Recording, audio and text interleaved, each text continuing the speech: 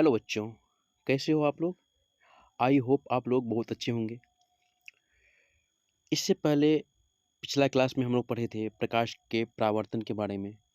प्रकाश के परावर्तन क्या होते हैं, अभिलंब किसे कहते हैं, मूल बिंदु किसे कहते हैं।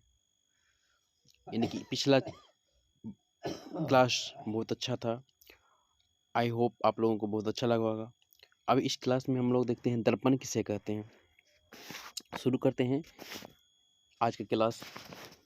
इसमें है कि दर्पण किसे कहते हैं।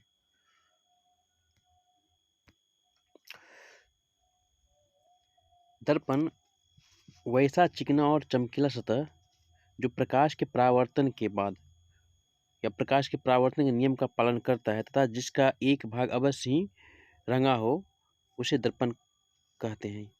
कहता वैसा चिकना और चमकीला सतह जो प्रकाश के परावर्तन के नियम का पालन करता है तथा जिसका एक भाग अवश्य ही रंगा होना चाहिए, उसे हम लोग क्या कहते हैं? दर्पण कहते हैं।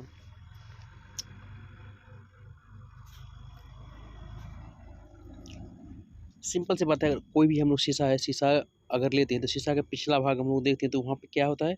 पिछला भाग का बिल्कुल कैसा बिल्कुल रंगा रहता है, कोई भी कलर से रंगा रहता है। इसी को हम लोग दर्पण कहते हैं। दर्पण मुख्यतः 3 प्रकार का होता है। पहला आपका हो गया समतल दर्पण, दूसरा हो गया गोलीय दर्पण, तीसरा हो गया परवलय दर्पण। पहला कौन सा हो गया मेरा? पहला हो गया समतल दर्पण, दूसरा हो गया आपका गोलीय दर्पण और तीसरा परवलय दर्पण। आइए हम बारी बारी इन तीनों को समझते हैं कि समतल दर्पण क्या होती है, गोलीय दर्पण क्या होती है और परवलय दर्पण क्या होती है।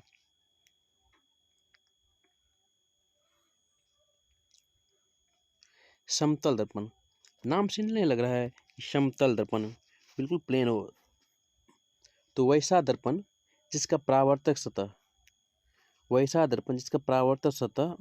समतल हो उसे ही समतल दर्पण कहते हैं। इसमें बना प्रतिबिंब हमेशा सीधा और काल्पनिक के बराबर बनता है। समतल दर्पण जिसका परावर्तक सतह समतल हो उसे ही समतल दर्पण कहते हैं। इनमें बना प्रतिबिंब मतलब हमारा जो दूसरा, जैसे कि अगर हम हैं मेरे, तो उसके सामने जो शीशा में जो प्रतिबिंब बनता है, यानी कि जो फोटो दिखते हैं, हम लोग फोटो देखते हैं, वो मेरा क्या हुआ? काल्पनिक प्रतिबिंब हो गया। तो वो क्या होता है? बराबर बनता है।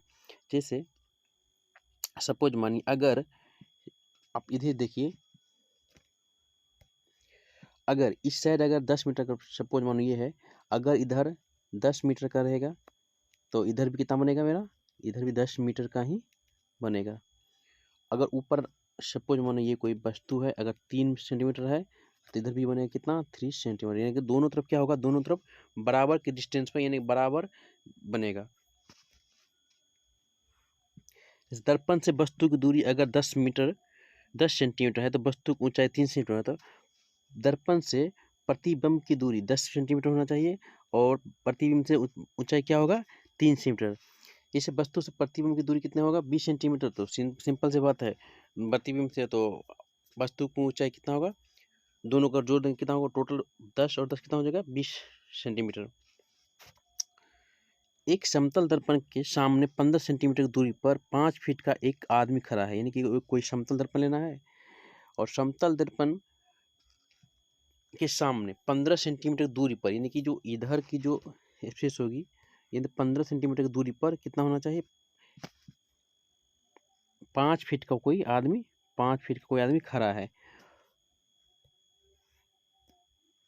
तो बताना है, तो एक प्रतिबिंब की ऊंचाई कितना होगा? तो प्रतिबिंब ऊंचाई कितना? प्रतिबिंब ऊंचाई ओनली पर क्या हो जाएगा? 5 मीटर। ये जो हाइट कितना होगा है मेरा? 5 मीटर। अब प्रतिबिंब की जो दूरी होगी, तो प्रतिबिंब की दूरी 15 मीटर इधर का, ये वाली 15, ठीक है, और ये वाली 15, दोनों को जोड़ें कितना हो जाएगा? 30 मीटर, सॉरी 30 फीट होगा। कितना होगा? 30 फीट। दर्पण से प्रतिबिंब की दूरी कितना होगा? दर्पण से प्रतिबिंब, तो ये रहा दर्पण, सपोज मानिए ये रहा दर्पण, सपोज ये रहा आपका दर्पण, और दर्पण से सपोज ये दर्पण है, दर्पण से यहाँ तक दूरी कितना है? 15 सेंटीमीटर। जैसे कि यहाँ पर है, ये कितना दूरी है? 15 सेंटीमीटर। यानी कि दर्पण से वस्तु की दूरी कितना होना चाहिए? 15 सेंटीमीटर।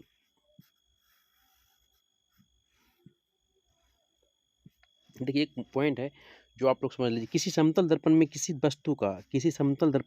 वस्तु का पूरा प्रतिबिंब दिखाई देने के लिए वस्तु की ऊंचाई कम से कम आधी ऊंचाई दर्पण की होनी चाहिए। यानी कि जो वस्तु है अगर सपोज माने अगर कहीं 5 मीटर वस्तु है तो उसके ठीक सामने कितना होना चाहिए? कम से कम 2.5 मीटर होना चाहिए पूरा की पूरा ऊंचाई देखने के लिए।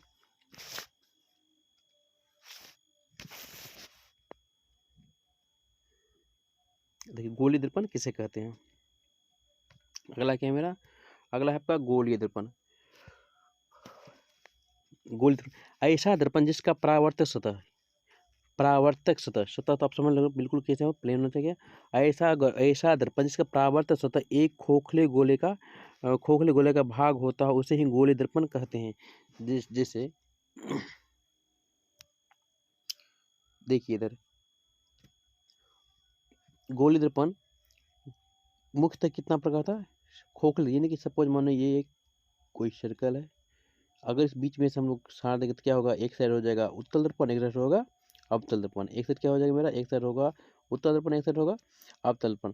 और यह मुख्यतः ये जो गोलीय दर्पण ये मुख्यतः कितने प्रकार का होता है? 2 प्रकार के। पहला कौन सा है? ये अवतल दर्पण है। दूसरा कौन सा है? ये उत्तल दर्पण है। गोलीय दर्पण मुख्यतः कितने प्रकार का होता है? 2 प्रकार का होता है, एक अवतल दर्पण और दूसरा है उत्तल दर्पण।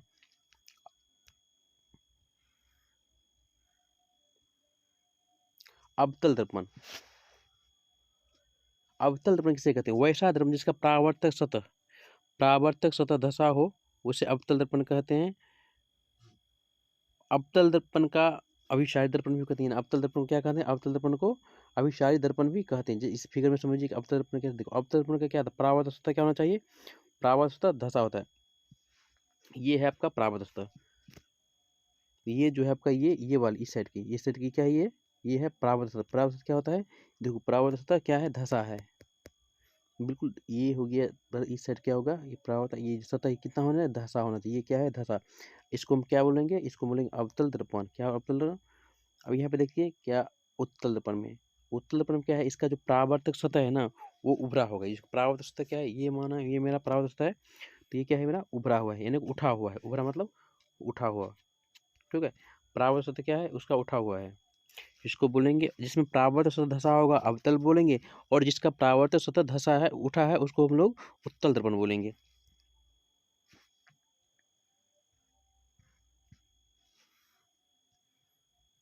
उत्तल दर्पण किसे कहते हैं?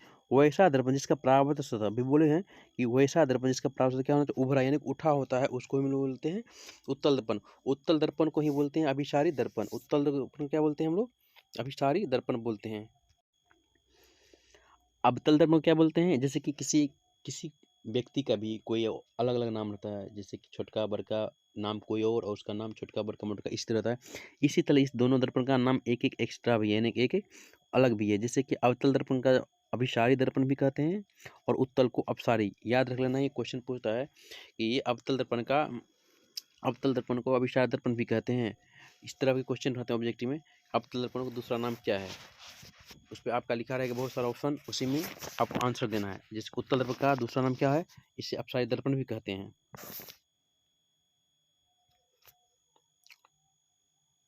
गोलीय दर्पण से संबंधित कुछ महत्वपूर्ण मत कहता है। गोलीय दर्पण से संबंधित कुछ महत्वपूर्ण मत, ध्रुव, वक्रता केंद्र और वक्रता त्रिज्या, फोकस दूरी और प्रधान अक्ष और द्वारक, इस सब का कुछ निम्न बात है जो समझ। थोड़ा सा ध्यान देखिए, थोड़ा जगह स्पेस की वजह से हम आपको से नहीं समझा पा रहे हैं। तो देखिए सबसे पहले आप सपोज मानिए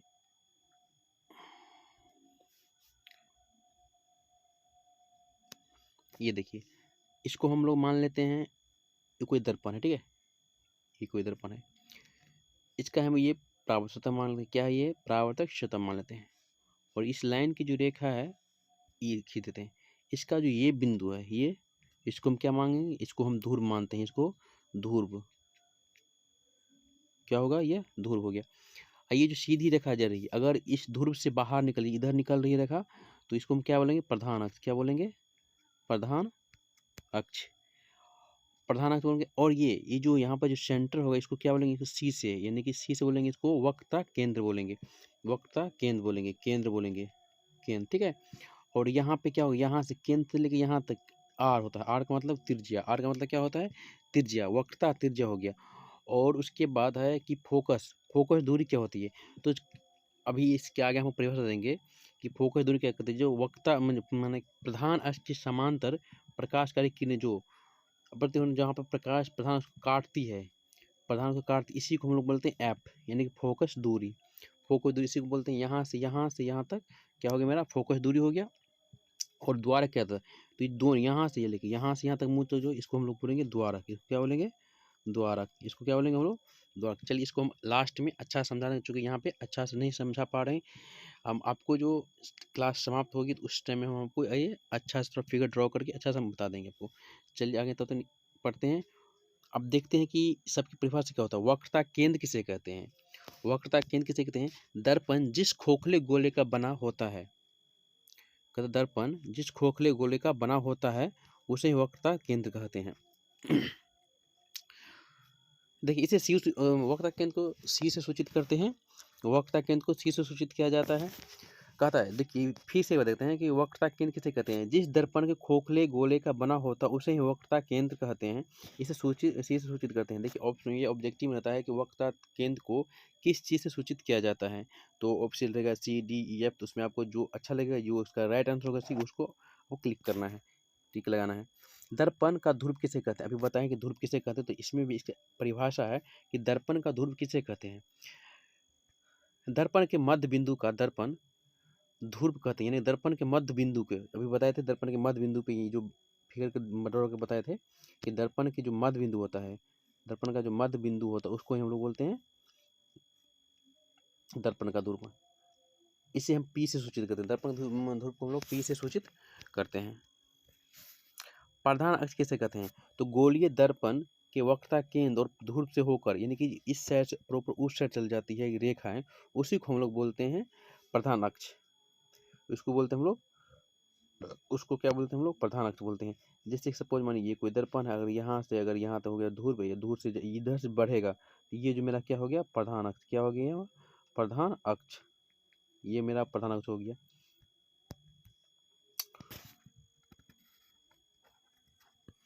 दर्पण का द्वारक किसे कहते हैं, दर्पण का द्वारक कहता है दर्पण की ऊंचाई, दर्पण की ऊंचाई को ही दर्पण का द्वारक कहते हैं, यानी कि सपोज मानो यहाँ से यहाँ तक जो डिस्टेंस है, इसी को हम लोग क्या बोलेंगे, द्वारक बोलेंगे, क्या रहा, द्वारक बोलेंगे, यहाँ से यहाँ डिस्टेंस को हम लोग क्या बोलेंगे, द्वारक। वक्रता त्रिज्या किसे कहते हैं, देखिए एक एक पॉइंट है और अच्छा से हम समझा रहे हैं, अगर किसी दिक्कत हो रही कहीं पर भी तो आप लोग कमेंट कीजिए, कमेंट सेक्शन में कमेंट कीजिए, मैं अच्छा से आप लोगों को अच्छा से कंटेंट बनाकर अपलोड करूँगा, समझाऊंगा और कोशिश करूँगा बेहतर से बेहतर नॉलेज आप लोगों को देने के लिए, ताकि आप लोग किसी तरह की दिक्कत ना हो। आप लोग भी थोड़ा सपोर्ट कीजिए ताकि मैं अच्छा से अच्छा और आपको प्रोवाइड कराऊँ अच्छा से अच्छा। वक्रता त्रिज्या किसे कहते हैं, तो गोलीय दर्पण के वक्रता केंद्र और उसके ध्रुव के बीच, यानी बताए थे कि वक्रता केंद्र और ध्रुव के बीच की दूरी के जो होता है, इसको हम आर से सूचित करते हैं, क्या सूचित करते हैं हम, आर सूचित करते हैं, उसको हम वक्रता त्रिज्या कहते हैं। जैसे सपोज मानिए ये कोई भी है, यहाँ एक सपोज मानिए ये क्या है बता, ध्रुव हो गया, और यहाँ से जो यहाँ तक की डिस्टेंस है, यहाँ तक डिस्टेंस, इसी को हम लोग बोलते हैं वक्रता त्रिज्या, यहाँ से यहाँ तक डिस्टेंस क्या बोलते हैं हम लोग, वक्रता त्रिज्या, इसे आर से सूचित करते हैं। गोलीय दर्पण का फोकस दूरी का विभवांतर, नाभ्यंतर किसे कहते हैं, तो गोलीय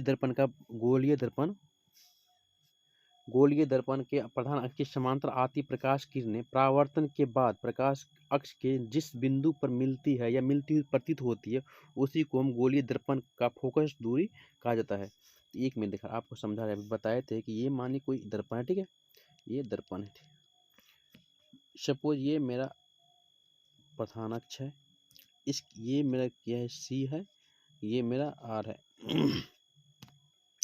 अगर प्रधान अक्ष के समांतर आ रही प्रकाश किरणें परावर्तन के बाद जिस बिंदु पे काटेगी, तो इसी मेरा क्या होगा, यहाँ से यहाँ तक मेरा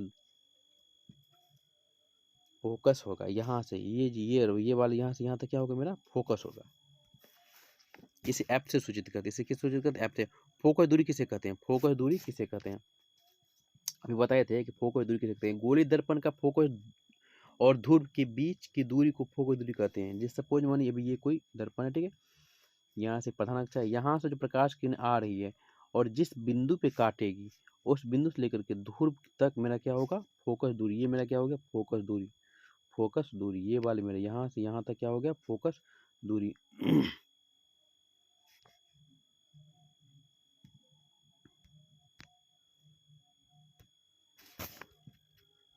अगला देखते हैं कि अवतल दर्पण का दूसरा नाम क्या है। कुछ क्वेश्चन है, कर लेते हैं। देखिए, अवतल दर्पण का दूसरा नाम क्या है, तो अभी हम आपको बताए थे कि अवतल दर्पण का दूसरा नाम अभिसार दर्पण है। उसके बाद उत्तल दर्पण का दूसरा नाम क्या है, तो उत्तल दर्पण का अपसारी। अब अवतल का क्या होना चाहिए, अवतल का अभिसारी, उत्तल का अपसारी। उत्तल क्या होगा दूसरा नाम, अवतार अपसारी। इसी तरह अवतल दर्पण का फोकस दूरी का चिन्ह में कैसा होता है, यानी कि अवतल दर्पण का जो चिन्ह होता है कैसा होता है, ऋणात्मक होता है। कैसा होता है, तो ऋणात्मक होता है। और उत्तल का धनात्मक, यानी कि अवतल का फोकस दूरी का जो चिन्ह होता है क्या होता है, ऋणात्मक होता है। और अवतल दर्पण का क्या होता है, धनात्मक होता है। यानी कि उत्तल का ऋणात्मक, अवतल का धनात्मक होता है। ये सब अच्छा से याद कर लीजिए, क्योंकि ये सब हमेशा बार बार क्वेश्चन और ऑब्जेक्टिव में पूछा जाता है। गोलीय दर्पण में चिन्ह का निर्धारण, गोलीय दर्पण में चिन्ह का निर्धारण कहाँ से किया जाता है, गोलीय दर्पण में चिन्ह का निर्धारण कहाँ से किया जाता है, तो गोलीय दर्पण में चिन्ह का निर्धारण ध्रुव से किया जाता है। कहाँ से किया जाता है, ध्रुव से किया जाता है। इसी तरह आपका अवतल दर्पण तथा उत्तल दर्पण में, अवतल दर्पण तथा उत्तल दर्पण में वस्तु का फोकस चिन्ह, फोकस दूरी का चिन्ह कैसा होता है, यानी वस्तु का फोकस दूरी का चिन्ह कैसे क्या होता है, चिन्ह क्या होता है, तो ऋणात्मक। क्या होता है चिन्ह, ऋणात्मक। क्या होता है, ऋणात्मक चिन्ह होता है। और त्रिज्या दर्पण की फोकस दूरी, त्रिज्या दर्पण की फोकस दूरी और वक्रता त्रिज्या में कैसा संबंध है, गोलीय दर्पण की फोकस दूरी और वक्रता त्रिज्या में कैसा संबंध है, तो कैसा, एफ बराबर क्या होता है, एफ बराबर आर बाय टू। क्या होता है, एफ बराबर आर बाय टू। एक गोलीय दर्पण जिसकी त्रिज्या 40 सेंटीमीटर, एक छोटा सा नोनिकल है, अब देखते हैं। एक गोलीय दर्पण जिसकी फोकस जिसकी त्रिज्या कितना है, आर बराबर कितना है मेरा 40, ठीक है तो बताएं तो उसका फोकस दूरी क्या होगा, तो बताएं एफ बराबर क्या होता है, एफ बराबर क्या, आर बाय टू, ठीक है। तो आर कितना है मेरा 40 बाय टू कितना हो जाएगा 20, कितना हो जाएगा 20 मेरा आंसर है, ठीक है। अवतल दर्पण को आप अभिसार दर्पण क्यों कहा जाता है, देखिए ये बहुत मोस्ट इंपोर्टेंट क्वेश्चन है, ये पूछा जाता भी क्वेश्चन है कि अवतल दर्पण को अभिसार दर्पण क्यों कहा जाता है। थोड़ा ध्यान सुनिएगा, इसका परिभाषा एग्जाम्पल थोड़ा अच्छा सुनिएगा। अवतल दर्पण के प्रधान अक्ष के समांतर आती हुई प्रकाश की किरणें परावर्तन के बाद एक बिंदु पर जमा हो जाती है, इसीलिए अवतल दर्पण को अभिसार दर्पण कहते हैं। कहने की बात है, एक बिंदु पे आके जमा होती है, तो अवतल दर्पण के प्रधान अक्ष के समांतर आ रही प्रकाश की किरणें, अवतल दर्पण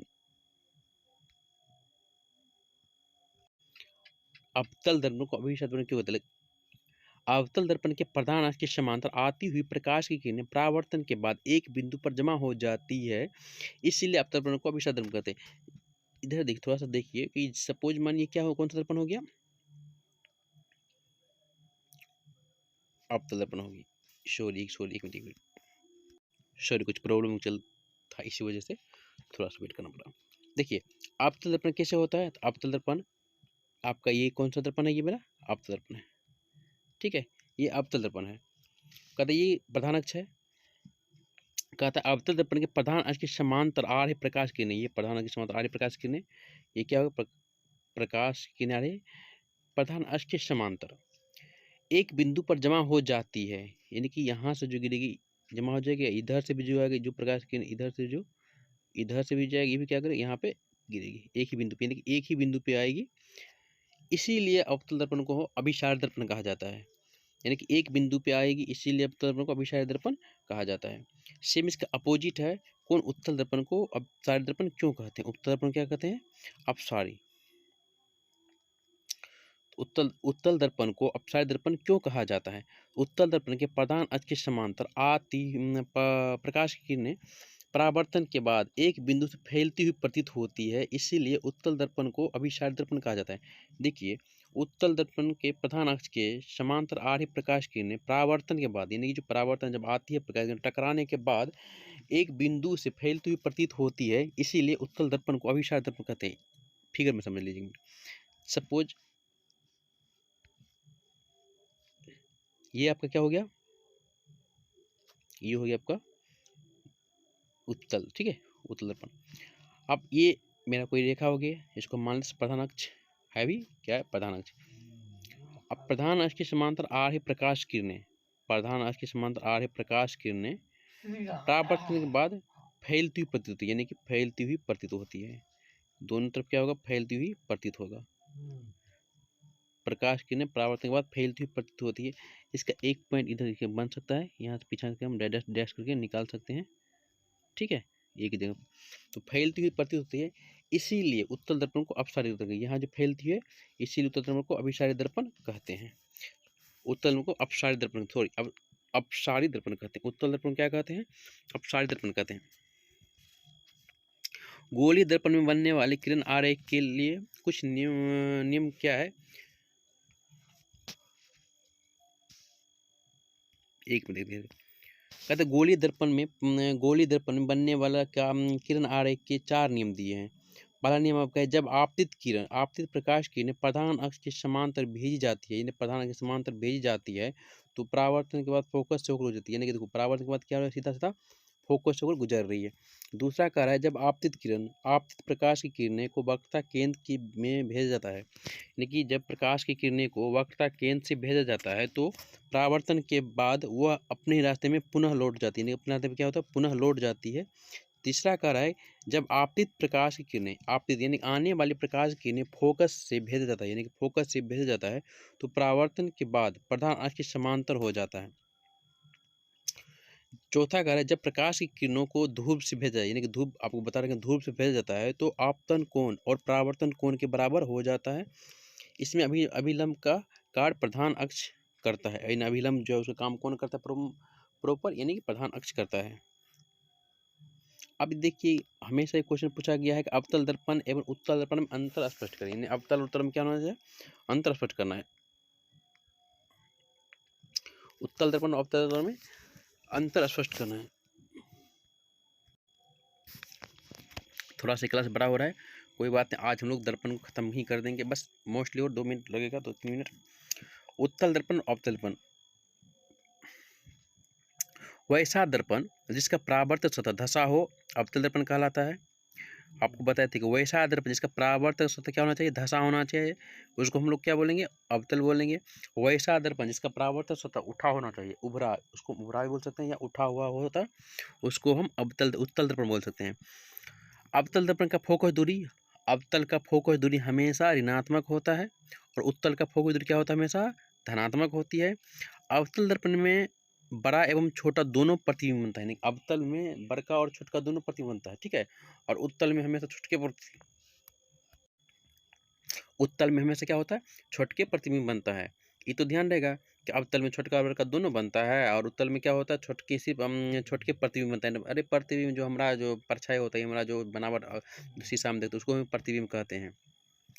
अवतल दर्पण में सीधा एवं उल्टा प्रतिबिंब बनता है, जिसे वास्तविक करते हैं, और उत्तल में होता है कि इसमें प्रतिबिंब हम जिसे काल्पनिक बनता है। काल्पनिक मतलब कोई लिमिट नहीं है, काल्पनिक बन रहा है, बनेगा नहीं, बनता है, बस ऐसे हम लोग कल्पना कर सकते हैं कि ये काम होगा, लेकिन होगा नहीं, बस कल्पना कर सकते हैं ऐसे होगा। आप लोगों में फिर से एक बार रिपीट कर रहे हैं, उत्तल दर्पण और अवतल दर्पण में अंतर स्पष्ट करिए। बहुत अच्छे क्वेश्चन है, हमेशा पूछा गया क्वेश्चन है। वैसा दर्पण जिसका परावर्तक सतह धसा हो, अरे उस वैसा दर्पण जिसका परावर्तक धसा हो, यानी कि धसल है, ठीक है, धसा हो, उसको अवतल बोलेंगे। उत्तल दर्पण वैसा परावर्तक जिसका परावर्तक क्या तो उठा होता है, यानी कि पूर्व उसका उठा होता है, उसको क्या बोलेंगे, उत्तल दर्पण बोलेंगे। अवतल दर्पण का जो फोकस दूरी क्या होता है, ऋणात्मक होता है, और उत्तल दर्पण का फोकस दूरी क्या होता है, धनात्मक होता है। उत्तल का क्या होता है, धनात्मक, याद रखो, और अवतल का ऋणात्मक। कभी कभी ऑब्जेक्टिव में पूछा जाता है कि उत्तल दर्पण का फोकस दूरी क्या होता है, आपको ऑप्शन रहेगा धनात्मक, ऋणात्मक, सीधा, उल्टा, जो भी हो, तो आपको जो लगाना है वो लगाना है कि उत्तल क्या होना चाहिए, धनात्मक होगा, अवतल का ऋणात्मक होगा। अवतल में क्या होता है, दोनों प्रतिबिंब बनता है, बड़का और छोटका दोनों प्रतिबिंब बनता है, और उत्तल में हमेशा क्या होता है, छोटका ही प्रतिबिंब बनता है। अवतल दर्पण में सीधा उल्टा प्रतिबिंब बनता है, जिसे वास्तविक प्रतिबिंब कहते हैं, और उत्तल में क्या होता है, सिर्फ सीधा प्रतिबिंब बनता है, जिसे हम काल्पनिक कहते हैं। काल्पनिक मतलब इसका कोई ठिकाना बनेगा कि नहीं बनेगा। चलिए, उत्तल दर्पण से बनने वाले कुछ, चलिए इसको हम ड्रॉप करते, स्किप कर देते हैं, कोई इम्पोर्टेंट नहीं है।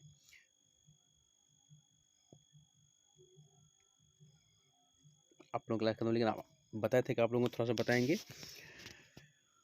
कुछ। चलिए आप लोग देखिए, सबसे पहले तो बताते हैं कि वक्ता केंद्र, वक्ता त्रिज्या, ध्रुव, फोकस दूरी, प्रधान अक्ष और ये वक्ता, ये पता। सबसे पहले कोई हम दर्पण लेते हैं, ठीक है, दर्पण ले रहे हैं, ठीक है, सब सपोज करें बाबू, मान लेना, मानने में क्या जाता है, आपको कुछ तो बन जाएगा। मान लेते हैं ये क्या हो गया, हमको सेंटर मान लेते हैं, क्या मान लेते हैं इसको, सेंटर, ठीक है। सेंटर, सेंटर को हम लोग सी से नोट करते हैं। सी क्यों, तो वक्रता केंद्र, वक्रता केंद्र, ठीक है। उसके बाद हम लोग ये जो बिंदु है, यहाँ पे जो बिंदु है ना, इसको हम लोग क्या बोलेंगे, इसको ध्रुव बोलेंगे। इसको क्या बोलेंगे हम लोग, इसको ध्रुव, ठीक है। और यहाँ से ये लकीर रेखा आगे निकलेगी, इसको हम लोग क्या बोलेंगे, प्रधान अक्ष, क्या बोलेंगे, प्रधान अक्ष, प्रधान बोलेंगे। अब देखो 3 हो गया, वक्रता केंद्र, ठीक है, ध्रुव आपका मिल गया, और इससे आप क्या मिल गया, प्रधान अक्ष मिल गया, 3 मिल गया। अब देखिए, अब सबसे करना क्या है, फोकस होती क्या है, तो देखियो इसका भी क्या कि जो प्रधान अक्ष से समांतर आ रही प्रकाश किरण, यानी प्रधान अक्ष के समांतर आ रही प्रकाश की, देखो ये दोनों के बीच में क्या है, यहाँ से क्या है, यहाँ, और इसके दोनों बीच क्या है, दूरी बराबर है। प्रकाश किरणें परावर्तन के बाद जिस बिंदु पर काटेगी, यानी जिस बिंदु पर काटेगी, यहाँ से जो यहाँ तक डिस्टेंस, इसको क्या बोलेंगे हम लोग, फोकस, क्या बोलेंगे, फोकस। अब यहाँ से फोकस को हम किससे सूचित करते बताए थे आपको, एफ से, फोकस क्या करेंगे, एफ से। और यहाँ फोकस, यहाँ से यहाँ तक दूरी फोकस दूरी कहलाएगी, यहाँ से यहाँ क्या होगा, फोकस दूरी। और ये बल यहाँ से यहाँ तक, यानी कि यहाँ से यहाँ तक क्या होगा, मेरा त्रिज्या, वक्रता त्रिज्या, क्या होगा, वक्रता, यहाँ से यहाँ तक क्या होगा, वक्रता त्रिज्या, वक्रता त्रिज्या। आप लोगों को अच्छा समझ आ गया होगा। अगर आप लोगों को किसी तरह की कोई दिक्कत है तो प्लीज़ आप लोगों से हम्बल रिक्वेस्ट है कि आप लोग कमेंट सेक्शन में बोलिए, थोड़ा जो भी चीज़ मेरा वीक है उसको मैं स्ट्रॉन्ग करूँगा। आई होप आप लोगों को क्लास अच्छी लगी होगी। प्लीज़ अगर अच्छा लगा तो शेयर कीजिए, सब्सक्राइब कीजिए और लाइक कीजिए। अगर किसी तरह की कोई दिक्कत हो रही है समझने में, तो आप लोग प्लीज़ कमेंट कीजिए, ताकि हम अच्छा से अच्छा तरीक़ा से आप लोगों को 2025 की जो एग्ज़ाम होगा, बोर्ड एग्ज़ाम 10th की, उसमें हम आप लोगों को बहुत अच्छा से हेल्प कर पाएंगे। I hope you, thank you.